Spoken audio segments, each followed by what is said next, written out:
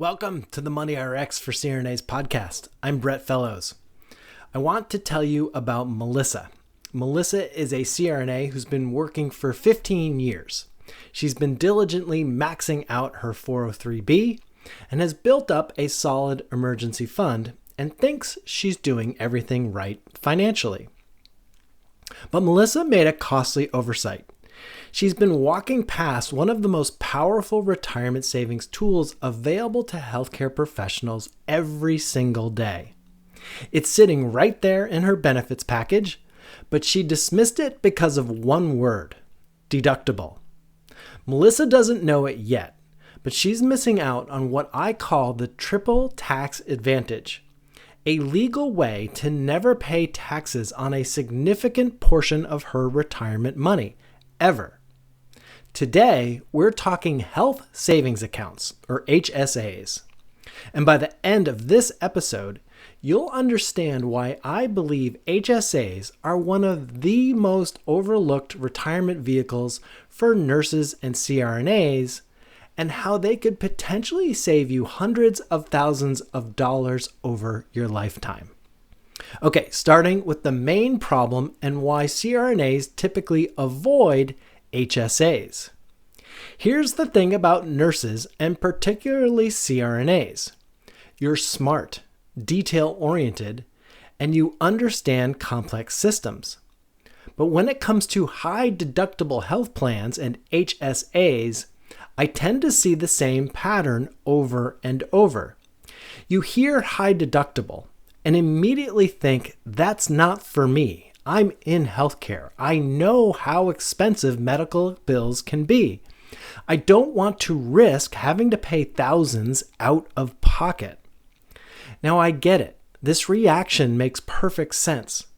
But that high deductible might actually save you money in the long run, especially when you factor in the HSA. Let me paint a picture. The average CRNA spends about $4,500 per year on healthcare expenses. Now, you might be thinking about copays, prescriptions, your annual physical. But I want you to think bigger. I want you to think about the $315,000 that Fidelity Investments estimates the average retired couple will need for healthcare expenses in retirement. $315,000. That's after-tax dollars. If you're in a 24% tax bracket in retirement, you'd actually need to withdraw over $400,000 from your traditional retirement accounts just to cover those healthcare costs, unless you have an HSA. An HSA offers something that literally no other account can match, what we call the triple tax advantage. The first advantage: your contributions are tax deductible.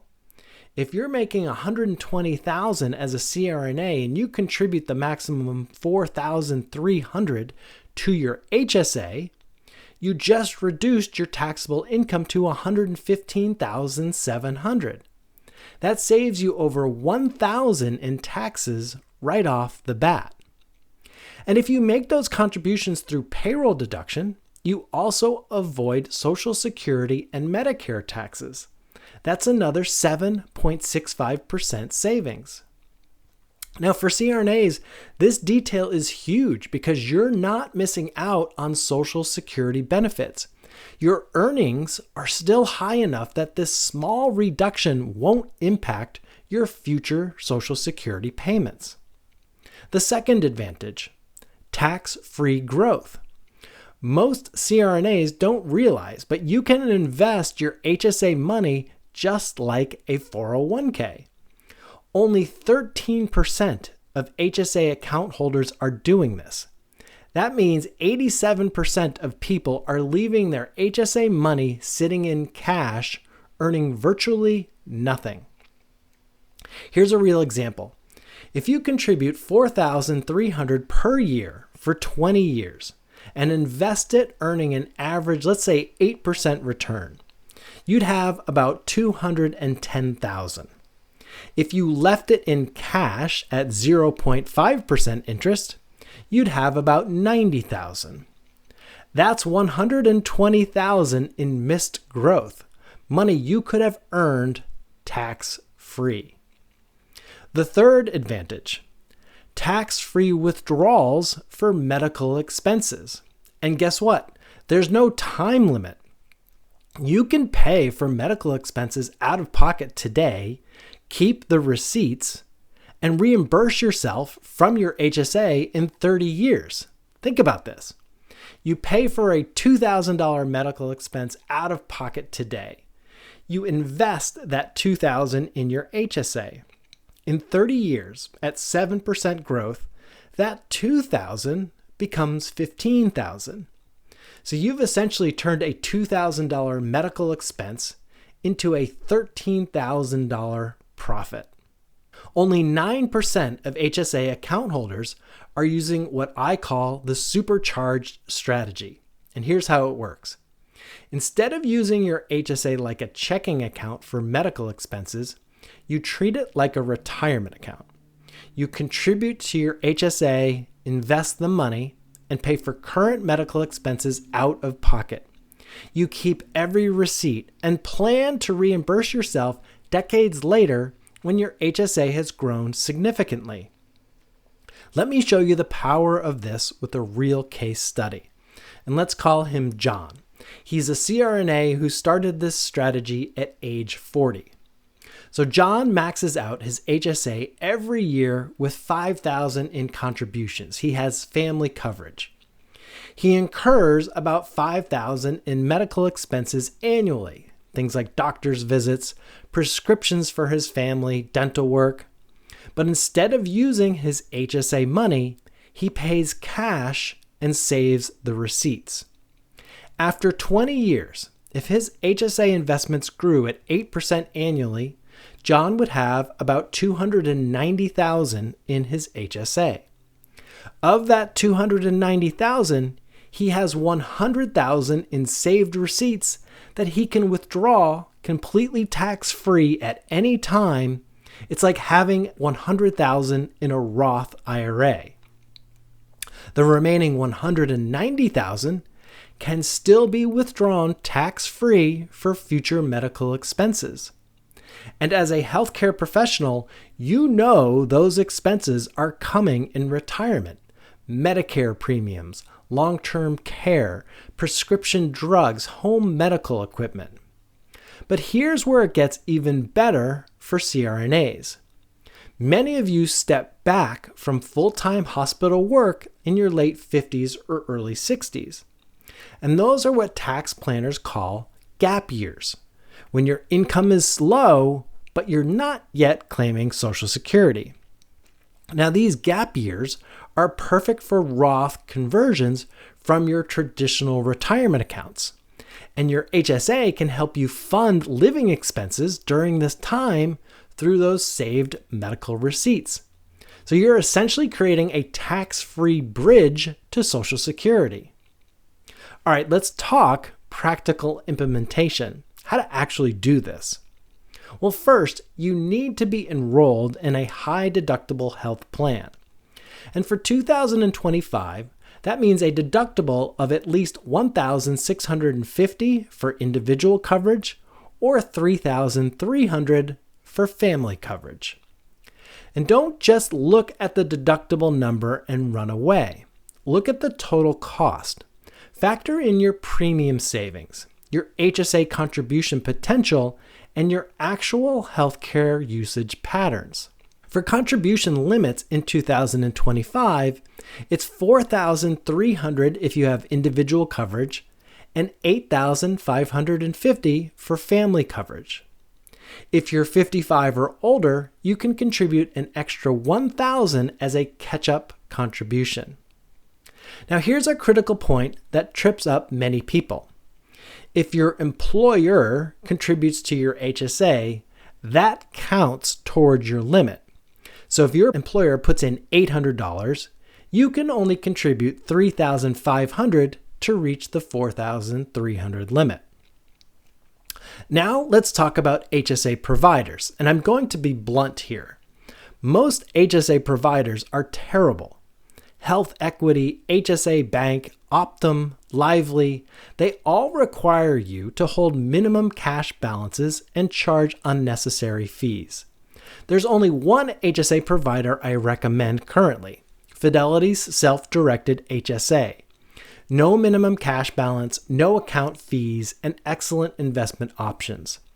If your employer forces you to a different provider, transfer your balance to Fidelity when you ultimately change jobs. Now for the receipt tracking system, here's my foolproof method. Create 2 folders in a Google Drive, one called To Be Paid Out and one called Paid Out.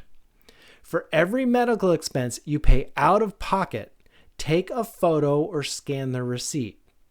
Name the file with the dollar amount first, then the date, like $150, 2025, 0315, drvisit.pdf. This naming system makes it easy to batch receipts together when you want to withdraw specific amounts years later. I also recommend tracking everything in a spreadsheet. I've got over 6,600 in receipts accumulated so far. That's 6,600 I can withdraw tax-free anytime I want. HSAs are particularly powerful for nurses and CRNAs for several specific reasons. First, your healthcare knowledge is an advantage. You understand the healthcare system. You know how to navigate it efficiently, and you're better at estimating your future healthcare needs than most people. Second, your career pattern works perfectly for the HSA strategy. Many CRNAs transition to less demanding roles or part-time work in their 50s and early 60s. This creates those valuable gap years with lower income but continued healthcare expenses. And third, you have high enough earnings during your peak career years to maximize HSA contributions while still meeting your other financial goals. And fourth, your profession gives you access to preventative health strategies. The IRS has been expanding what qualifies as HSA eligible expenses. Things like gym memberships, nutrition counseling, and even some wearable devices like the Oura Ring can now qualify with proper documentation. And there are companies like TrueMed that help you spend HSA money on preventative health measures. You fill out a questionnaire, and a medical practitioner approves purchases to ensure they comply with IRS rules. But let me warn you about the 5 biggest mistakes I see CRNAs make with HSAs. Mistake number 1, thinking it's smart to use HSA reimbursement money to fund a Roth IRA. Now, this is a behavioral bias called mental accounting. You're actually reducing your total tax advantage space. If you can max out both your HSA and Roth IRA with new money, that's $11,300 in tax advantaged accounts. Don't cannibalize one to fund the other. Mistake number 2, contributing but not investing. 87% of HSA accounts have $0 invested. You're missing out on decades of tax-free growth. Even if you keep some cash for peace of mind, invest the majority. Mistake number 3, using terrible HSA providers when you have better options. Don't stay with a provider charging fees and requiring minimum balances when Fidelity offers a better alternative.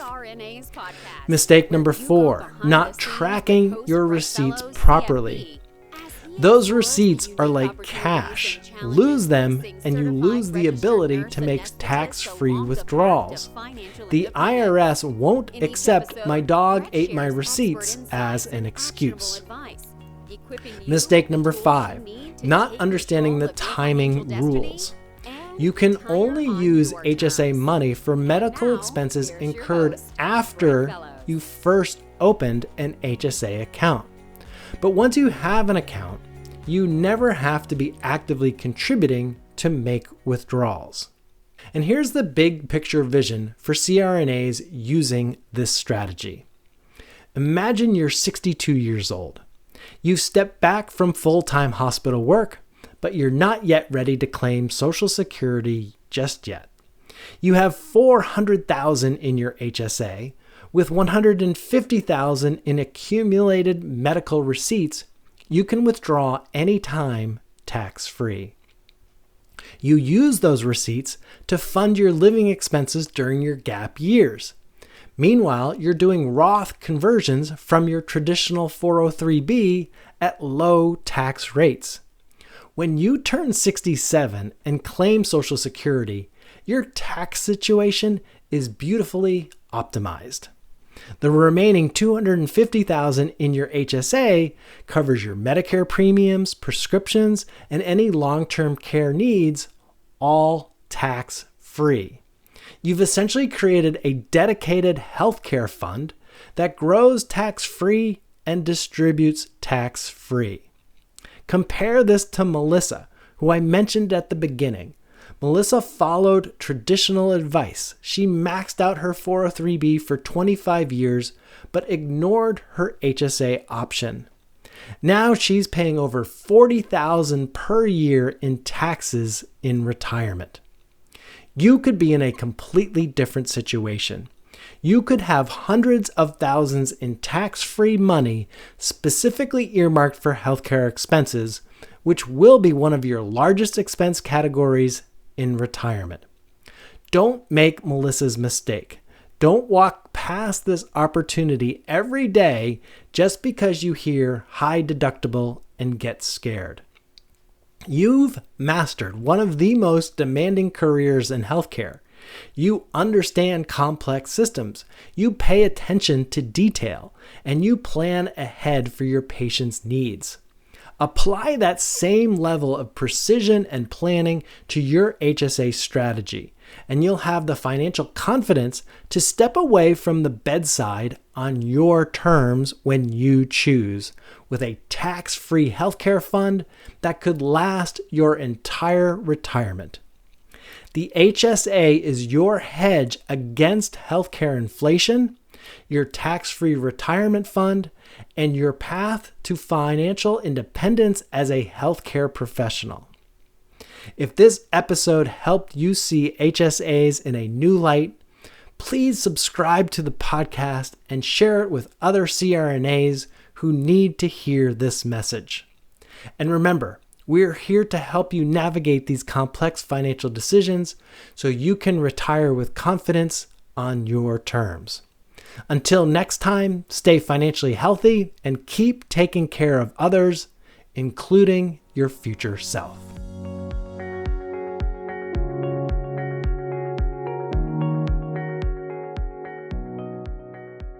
This podcast is for informational and entertainment purposes only. It should not be relied upon as a basis for investment decisions. This podcast does not engage in rendering legal, financial, or other professional services.